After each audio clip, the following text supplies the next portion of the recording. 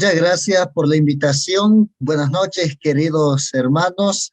Y quiero saludar a mis queridos colegas, compañeros, Pastor Marcelo, Pastor Álvaro, Alain, ¿no? Que en la universidad ahí, casi al ladito, compartíamos el internado, ¿no? Qué alegría poder estar con ustedes en esta noche. Es una bendición siempre el poder compartir la palabra de Dios, ¿no? En estos días estuvimos meditando en varios asuntos de la vida cotidiana y una de las cosas que nosotros podemos llegar a, ¿cómo se dice?, en conclusión, es que en este mundo no se van a acabar las dificultades. Peor aún, no se van a acabar nuestras luchas personales. Como seres humanos, no somos completamente, podríamos decir, perfectos para poder hacer la voluntad de Dios todo bien. Somos seres imperfectos. Entonces, hoy quiero compartir con ustedes un mensaje, una meditación sobre Jesús como nuestro sustituto. Él es nuestro sustituto. ¿Pero sustituto de qué? Generalmente nosotros, yo aprendí qué era un sustituto cuando estaba en el colegio, cuando estaba en la escuela, ¿no? Cuando estaba en el colegio, en la escuela, nuestro profesor no venía y venía otro profesor y se paraba adelante. Y entonces nosotros decimos, ¿y nuestro profe dónde está? Y entonces ahí él se presentaba o ella en algunas ocasiones y decía, yo soy el maestro sustituto, ¿no? Y ahí fue la primera vez que yo escuché la palabra sustituto, ¿no? Y justamente un sustituto es aquel que toma el lugar de, ¿no? Entonces, ahora quiero que abramos la palabra de Dios. Voy a invitarlos a buscar la palabra de Dios en el libro de Levítico capítulo 3. ¿Está bien? Levítico capítulo 3. Y vamos a leer el verso 7 y 8. Yo no los puedo ver, yo sé que están conectados 2, 4, 6, 8, 10, ¿no? 4, 8, 10 hermanos, 11, ¿no? Bueno, aparte de Alain y los pastores, 10 hermanos. Pero yo quiero invitarte a que tú puedas abrir tu Biblia, ¿está bien? Ahí donde te encuentres conectado. Si no tienes la Biblia de mano, bueno, misericordia e igual, igual compartimos la palabra de Dios. Muy bien, Levítico capítulo 3, versículos 7 y 8. Miren lo que dice, si ofreciere cordero por su ofrenda, lo ofrecerá delante de Jehová. Pondrá su mano sobre la cabeza de su ofrenda y después la degollará delante del tabernáculo de reunión, y los hijos de Aarón rociarán su sangre sobre el altar alrededor. La ofrenda. La ofrenda era, en este caso, un animal, y cuando el animal tenía que ser ofrendado, este animal tenía que ser degollado, este animal tenía que ser colocado ahí para el sacrificio. Ahora hay algo bien interesante acá en el verso 8, dice, pondrá su mano sobre la cabeza de su ofrenda, sobre el cordero, sobre aquel animalito inocente. Ahora, vamos a recordar un poquito, las ofrendas tenían que ser perfectas, ¿no? Nosotros estamos estudiando el libro de Hebreos, ¿no? En la lección de la escuela sabática, y justamente en la lección nos habla del sistema sacerdotal, ¿no? Los sacrificios, y aquí recordando, el cordero debía ser sin mancha, debería ser perfecto, el cordero debía ser ni muy viejo, ni tampoco tendría que ser, ¿cómo se dice?, algo muy tiernito, tenía que ser joven, de 1 año por lo menos, ¿no? De 1 año. Entonces, ¿qué representaba esa ofrenda? La ofrenda era una representación de Jesús. Juan el Bautista, cuando vio a Jesús, dijo, he aquí el Cordero de Dios que quita el pecado del mundo. Entonces, el ser humano siempre después de la caída, ha tenido pecados encima. Siempre ha tenido pecados. La Biblia dice, el que dice que no tiene pecado ya está pecando, ¿no? Hace que sea uno mentiroso. Entonces, ¿por qué el ser humano es pecador? Romanos nos habla y nos dice que no hay justo ni aún uno. Y a la verdad, por cuanto todos pecaron y están destituidos de la gloria de Dios. En otras palabras, todas las personas hemos pecado. De alguna manera hemos fallado delante de Dios. Ahora, Dios había colocado una solución a las puertas del Edén y en el sistema sacrificial lo estaba mostrando. Y ahí justamente el pecador debía llevar una ofrenda por su pecado, ¿no? En este caso, en este capítulo habla de las ofrendas de paz. Más adelante habla sobre, en el capítulo 4, de las ofrendas por el pecado. En el capítulo 5 nos habla de las ofrendas expiatorias. Entonces, en cada uno de los casos se tenía que llevar ofrenda, sacrificio. Y hay algo bien interesante aquí. Cuando se hacía el sacrificio, dice que se tenía que colocar la mano sobre la cabeza de la ofrenda. ¿Cuál era el motivo de colocar la mano sobre la cabeza de la ofrenda? Y algo bien interesante en este asunto. Miren, el animalito era inocente, era limpio. El animalito no era el que había robado, no era el que había mentido, no era el que había desobedecido, no era el que había faltado algún mandamiento. El animalito, lo único que había hecho, el único pecado que había cometido era vivir al lado de ese pecador, ¿no? Si no fuera pecador, no lo sacrificarían. Pero ese es por estar ahí al lado del pecador, el pecador había encontrado una solución para su vida y la solución era justamente llevar la ofrenda. Ahora, este acto, este mandato de colocar la mano sobre esa ofrenda, sobre ese animalito, tenía un simbolismo especial. Era lo que se llama la restitución. ¿Cómo es restitución? O cómo es vamos a llamarlo así. Ya, vamos a llamarlo así. Era aquel que tomaba el lugar de, ¿ya? En otras palabras, yo había pecado. La paga del pecado, Romanos 6:23, dice que es la muerte. En otras palabras, teníamos que morir. Pero mi vida es restituida, o sea, no voy a morir, ¿no? Mi condena es quitada. ¿Gracias a quién? Gracias al Cordero, mi sustituto. Cuando el pecador llevaba su ofrenda y colocaba la mano ahí sobre el Cordero, sobre el animalito, era un simbolismo de que yo le estoy pasando mi culpa. Le estoy pasando mi culpa a ese animalito. Usted me dirá, pero ¿cómo? ¿Cómo puedo pasar la culpa a ese animalito? Era un simbolismo, era una ceremonia donde el pecador era como si descargaba su condena, ¿ya? Descargaba su condena y cargaba esa condena sobre el animal, sobre aquel corderito animal inocente. ¿Saben, queridos hermanos? Cuando yo comprendí esto, cuando en una etapa de mi vida estuve lejos de Dios, yo comprendí ese sustituto. ¿Saben qué, hermanos? Comenzó a brillar la esperanza en mi corazón. ¿Por qué? Porque para muchos, miren, si nosotros pecamos, fallamos, a veces el esposo le falla a la esposa o falla al esposo, y a veces no hay el perdón, no hay el perdón. Ya no te perdonas, la última vez, o nunca más. O a veces en una discusión el hombre le alza la voz o hasta le empuja, a ver, pará, ¿no? Alguna cosa. Y es ahí donde el otro, me has tocado, dice, nunca más, dice, ¿no?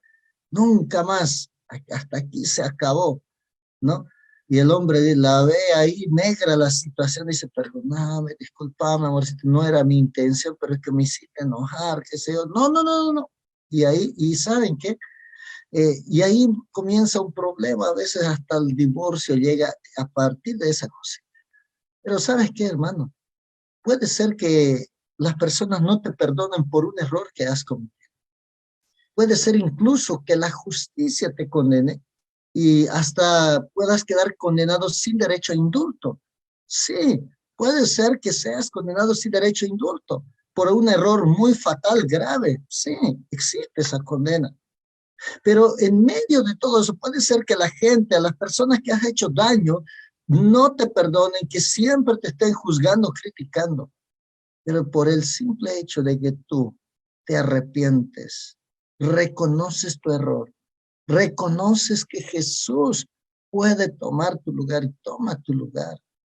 Y tú lo buscas al Señor. ¿Sabes qué? En el cielo el pecado es perdonado. El pecado es limpio. ¿Puedes decir amén? Amén. Gloria a Dios. Saben, queridos hermanos, muchas veces nosotros erramos y a veces hay hermanos que se apartan de la iglesia, que dejan de ir a la iglesia porque cometieron un error. Recientemente hoy llegó un caso que tengo que ahí trabajar, donde un hermano fue pescado ahí enamorando con una hermana casada, un hermano que es soltero, una hermana casada. Una situación complicada. Un hermano justo los vio ahí en uno de los, mira, en Santa Cruz parece tan grande, no, pero es tan chiquito, porque a ellos se fueron a comer allá por el centro, no sé, por algún lado ahí donde casi nadie los ve. Y justo el hermano, yo creo que fue mandado por el Señor, porque si no, esto no se podía haber sabido. Lo vio. Cuando lo vio, mire, ahí no es el hermano, no es la hermanita ya de la iglesia. Y no estaban solamente comiendo, estaban ahí abrazaditos, ahí, o sea, fuera de lo que es un almuerzo de trabajo, esas cosas. El hermano, la Biblia dice, agarra, en Mateo capítulo 18, si tu hermano peca contra ti, ve tú y háblale a solos. Entonces el hermano le habló, confrontó, dijo, hermano, mira, yo te vi, y sabes que yo te vi y no era un almuercito así de ir y amistad, no, ahí se veía una relación, ahí se veía una relación de pareja, ¿no? Y el hermano se enojó, dijo, mira, ya que me has visto, dice, no, no es lo que parece, pero trató de dar su excusa, dijo, ya no voy a ir a la iglesia. Interesante, ¿no? Lógico, uno con qué cara tiene vergüenza y dice, que ahora todo el mundo me va a mirar, seguramente le van a contar y los ojos van a estar sobre mí. Y es una situación complicada. Sí, el hermano quizás ahí falló, pecó, el enemigo obró en la vida de él, de la hermana, ¿no? Y entonces ahí comenzó a haber algo que no debería. Y quizás, hermanos, ¿no? Nosotros a veces como familiares, como hermanos, nosotros estamos a veces más para condenar que para salvar. Es algo bien interesante. Es ahí donde la gracia del Señor es suficiente. Es ahí cuando el hombre, el ser humano cae, cuando el ser humano peca, cuando el ser humano está tirado en el suelo por causa del pecado. Es ahí donde entra el Cordero, el sustituto. Es ahí donde entra en acción el Señor. Es ahí donde dice, ¿saben qué? También las personas lo pueden condenar. Las personas lo pueden repudiar. Pero me ha aceptado. Él ha decidido entregarme su vida. Él ha pedido perdón. Entonces su muerte, yo la tomo. Su pecado me lo pasa. ¿Saben, queridos hermanos? La culpa, interesante, dice, al que no cometió pecado, se le hizo pecado. Interesante, Jesús nunca había cometido pecado, pero por causa nuestra, cargó y Él tomó nuestra vestidura sucia. Él fue nuestro sustituto. ¿Saben, queridos hermanos?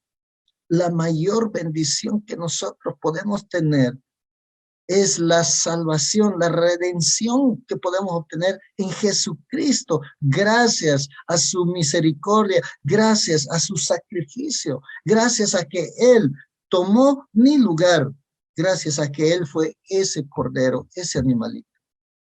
Cuando las personas en el sistema sacrificial llevaban el animal, el cordero, ellos tenían que mirarlo de frente y colocar la mano, no era mirando a otro lado y bueno, lo pondré, no. Ellos tenían que mirar, tenían que ver al animalito. Y el animalito estaba ahí todo inocente, no había hecho nada, no había cometido faltas, simplemente había vivido al lado de un pecador. Pero era necesario el derramamiento de la sangre.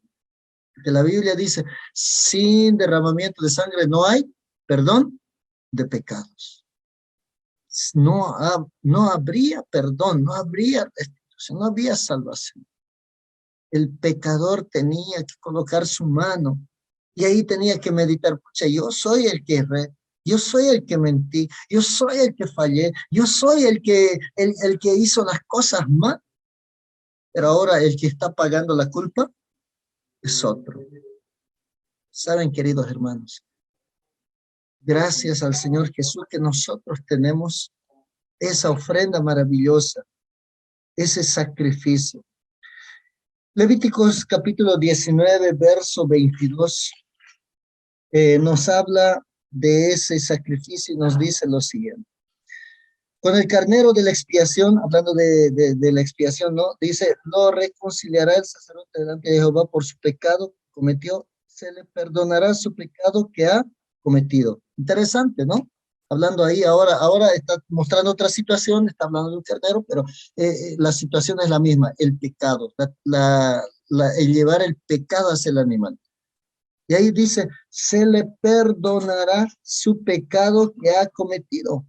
Lo reconciliará el sacerdote delante de Jehová. Miren, cuando pecamos, estamos, ¿cómo se dice? Peleados por causa del pecado. Necesitamos reconciliarnos. Esta palabra que aquí aparece, lo reconciliará el sacerdote delante de Jehová. Lo reconciliará. Saben, queridos hermanos, el pecado nos aparta del Señor, nos separa de Dios. El pecado hace que el rostro del Señor se oculta delante de nosotros, ¿no? La Biblia nos dice, porque vuestros pecados han hecho separación entre mí y vosotros, dice el Señor. Entonces, cuando nosotros pecamos, el pecado nos separa, ¿no? Y si nosotros no reconocemos el pecado, no buscamos a Dios, esa separación hace que hasta nuestras oraciones no sean escuchadas. Por eso es importante que yo tenga que reconocer mi culpabilidad. Yo tenga que mirar al Cordero. Yo tenga que mirar y decir, Él puede llevar mi condena. No lo merece, pero Él puede hacerlo. Jesús puede salvarme. ¿Sabes, querido hermano, querida hermana? Nosotros tenemos el mejor de los sacrificios. Mucha gente hoy busca restitución por sus faltas. Cuando no lee la Biblia, por ejemplo, buscan restitución a través de peregrinaciones, buscan restitución o buscan esa salvación, ¿no? Buscan a través de flagelos. Vi una vez un documental allá en África o en India, no recuerdo bien, donde las personas una vez al año, ellos se reunían en su pueblo y entonces cada uno, aquellos que se habían cometido faltas, comenzaba a azotarse, hasta que le salga sangre y todo, dependiendo de la cantidad de su pecado. Y él tenía que reconocer, o sea, él tenía que, él mismo tenía que hacerlo sabiendo qué cosas había hecho. Interesante cómo las culturas han ido castigando el pecado, pero en este caso, miren, usted no necesita golpearse el cuerpo. Usted no necesita hacer una peregrinación, no necesita subir escaleras de rodillas. Hay religiones, hay instituciones que dicen que tienen que subir de rodillas haciendo esto o el otro para poder encontrar esa restitución. En la Iglesia Católica, por ejemplo, el cura les dice, tienes que hacer tantas Ave María y tantos Padres Nuestros y tu pecado será perdonado. Entonces uno tiene que hacer ciertas acciones, pero acá no. Lo que tú necesitas ir es de rodillas a los pies de Jesús. Solamente decirle, Señor, he pecado contra ti, solamente, Señor, he pecado. Puede ser que tú le hayas faltado, le hayas insultado al esposo, a la esposa, pero ese pecado tienes que confesarlo a Dios, tienes que pedirle perdón a Dios. Y también tienes que pedirle perdón a la pareja, porque tampoco es así dejarlo a un ladito nomás, no. Nosotros, si nosotros leemos, hay diferentes tipos de ofrendas. Hay la ofrenda de restitución, por ejemplo, y la ofrenda de restitución dice que usted, además de poder, de pedir perdón, de clamar por misericordia, además de eso, usted tiene que también restituir a la persona lo que la falta que ha cometido. Es interesante cómo se maneja. Entonces, la ofrenda tenía que ser perfecto. El Señor a través de la ofrenda nos reconcilia con el Señor.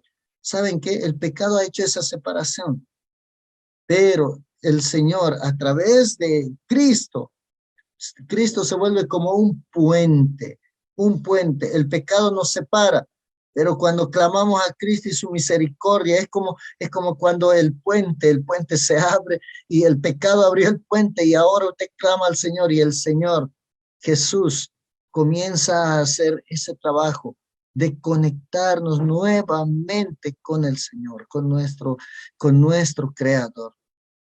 Sí, queridos hermanos, la ofrenda debe ser lo mejor que nosotros tenemos. Cristo tiene que ser lo mejor en nuestra vida. Cuando nosotros leemos la palabra de Dios en Salmos capítulo 37, vamos a leer Salmos 37, vamos a leer por favor. Hay un texto que a mí me gusta compartir con los amigos. Salmos capítulo 37, en el verso 4, nos dice lo siguiente. Deleítate a sí mismo en el Señor y Él te concederá las peticiones de tu corazón. Mira lo que dice la Biblia. Deleítate. ¿Qué es deleitarse? Es alegrarse, es ser feliz. Deleitarse es buscar al Señor, es clamar. ¿Saben, queridos hermanos?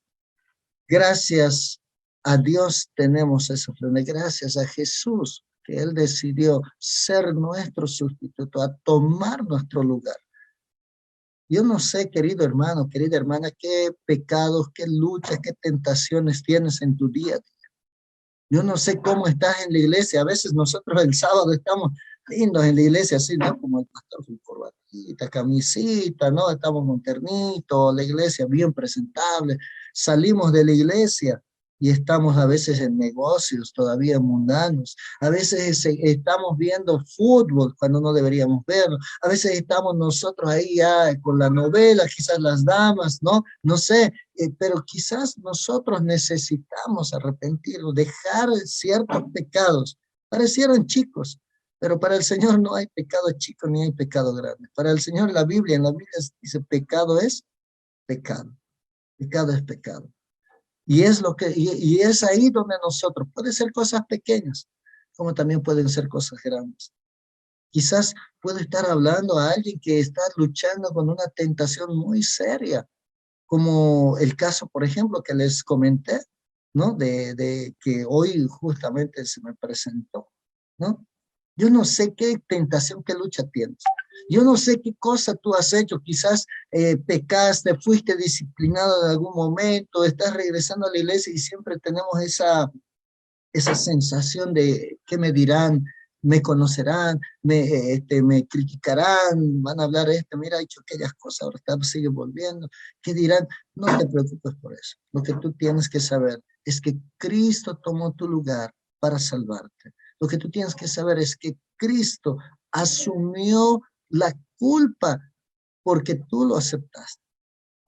Cristo, en este texto maravilloso que dice la Biblia, este texto dice lo siguiente: porque de tal manera amó Dios al mundo, que ha dado a su Hijo único, para que todo aquel que en él crea no se pierda, mas tenga vida eterno. Puede ser que los familiares no te perdonen por algo que hiciste.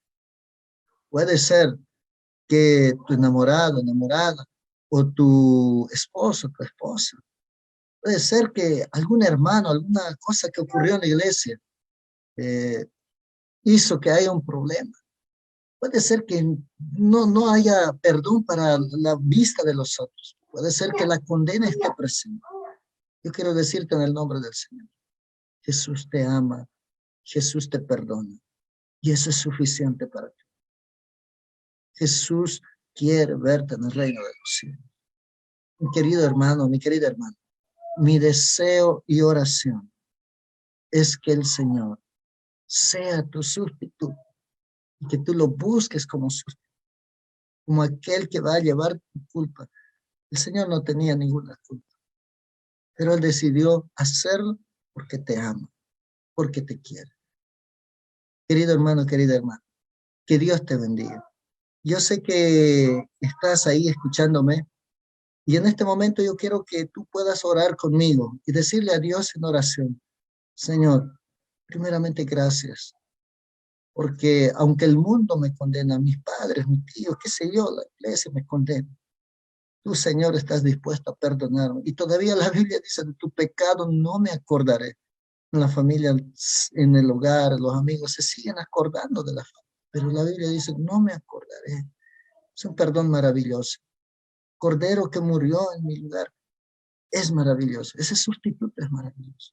¿Quieres decirle tú al Señor, gracias por ese sustituto, gracias por el don maravilloso de Jesucristo en la cruz?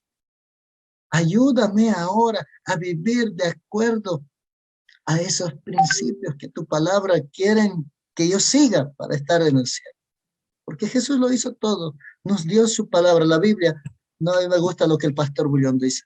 La Biblia es aquella carta de amor, una carta de amor que el Señor nos ha dado justamente para eso, para poder guiarnos, porque nos ama, porque quiere encontrarnos contigo, con nosotros, quiere encontrarse con nosotros.